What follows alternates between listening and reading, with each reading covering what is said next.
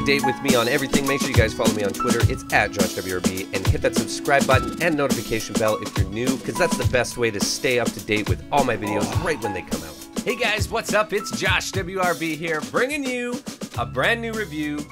Today, I'm talking to you guys about The Disaster Artist. Here's a poster of The Disaster. And I got the book here as well. So I picked this up at the live script reading of The Room, where Greg Sestero brought all this stuff with him. So if you haven't seen that video, go and check it out now. There's the card coming up for you guys. It's a really cool video, and there's a bunch of scenes from The Room that didn't make it to The Room. This is the actual first script. So if you guys are interested in The Disaster Artist, make sure you guys go and check out that video. It was just really cool to meet Greg Sestero and all that stuff. And then coming next week, I will be doing a review of Greg Sestero's new movie, Best Friends, because after seeing The Disaster Artist, it really kind of makes me understand why he made that film and understand why he introduced the film the way he did. It's going to change a lot of things. So this movie really makes me... It makes me love The Room even more because I'm a huge fan of that movie. The thing that I'm overly excited about The Disaster Artist is it's going to make more and more people see The Room, because right now it's this huge thing that a lot of people do know about: midnight screenings, spoons being thrown at the screen and stuff. But it's going to make The Room even bigger and even crazier, and probably have more midnight screenings of this movie. But The Disaster Artist, directed by James Franco, also stars him. He's playing Tommy Wiseau, and he killed it. Like, you can tell. I've watched a ton of interviews with him talking about this movie and all that stuff, and he took it insanely seriously. I've heard this in every interview, but James Franco directed the movie as Tommy Wiseau. He didn't break character the whole time, so he would talk and direct the movie within the movie, and then he would be directing The Disaster Artist as Tommy Wiseau. It was like super confusing for his brother and stuff, but I think it added to this movie, staying in character the whole time, because Tommy is such a weird character that people don't know how old he actually is. They don't know where he's from, and they don't know where all this money came, because he was the producer, writer, all that stuff of The Room, and it's been said that The Room cost over $6 million.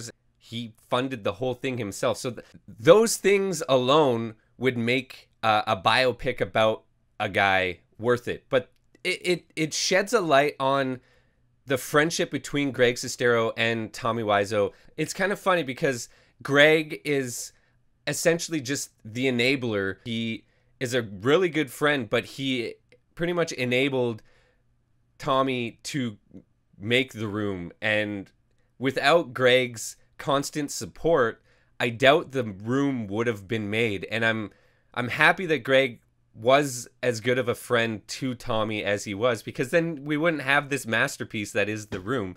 This movie does a really good job just showing the sheer craziness that went on the set. And like I said before, no one knows who Tommy is. Even Greg, being his best friend, doesn't fully know who he is. And it's really crazy to me that they are still friends after all of this. But I guess, like, now it's become this insanely way bigger thing than they ever thought it was going to. I thought going into it that it might just, like, because after seeing Best Friends, like, Best Friends does do some things that I thought this movie was going to do as well. And, like, yes, it's a biopic, and it really reminded me of like an Ed Wood style story, and I think that's what Greg was going for with the book, and it shows through really well, because this is like, I love making movies, and I love movies about making movies, so this is my favorite movie about making movies out there, for sure. Like, there's a ton of those, but this is, I don't know, there's a lot of heart in this movie. It's super hilarious, and it doesn't poke fun at The Room. It respects it, for sure, for what it is. It is a piece of art at the end of the day, and this movie treats it like that. It's not treating it as the fluff piece that it turned out to be. It's really respecting the source material, and it's this shot for shot. Like, I love how it ends in the credits, because they do a shot for shot side-by-side comparison. Like, the framing was perfect, the lighting was perfect, the deliverance of all the lines, like, they really took it super seriously. And in one of the interviews that I saw with James Franco, he said, we weren't going to end the movie that way, but the scenes turned out so freaking good that we just put them side by side at the end of the credits. Like, everyone's performances were really, really good in this. And it's just a fun time all around. It's just such an amazing story. I was anticipating this movie like crazy, and it was everything I wanted it to be, actually. And I'm totally, like, I'm blown away by this whole story and everything.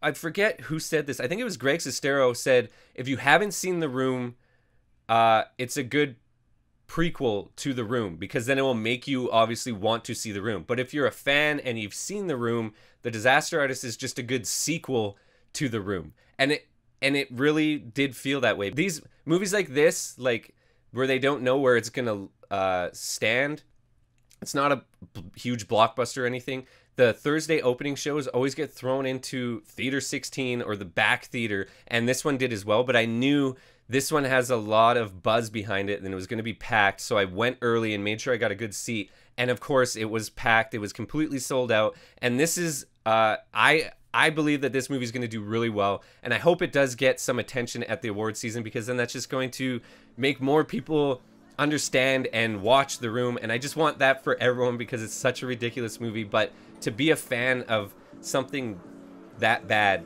it just is, it's so fun. Okay, guys, so this movie is getting 5.5 bottles out of 6. So fun. Definitely check this one out. So that's all I got for today, guys. If you enjoyed this review, don't forget to hit that like button. Thank you guys so much for stopping by. We'll see you next time. Don't forget to click this video you see on the screen. You might actually like it. Hit that subscribe button if you haven't already, guys. Have a nice day.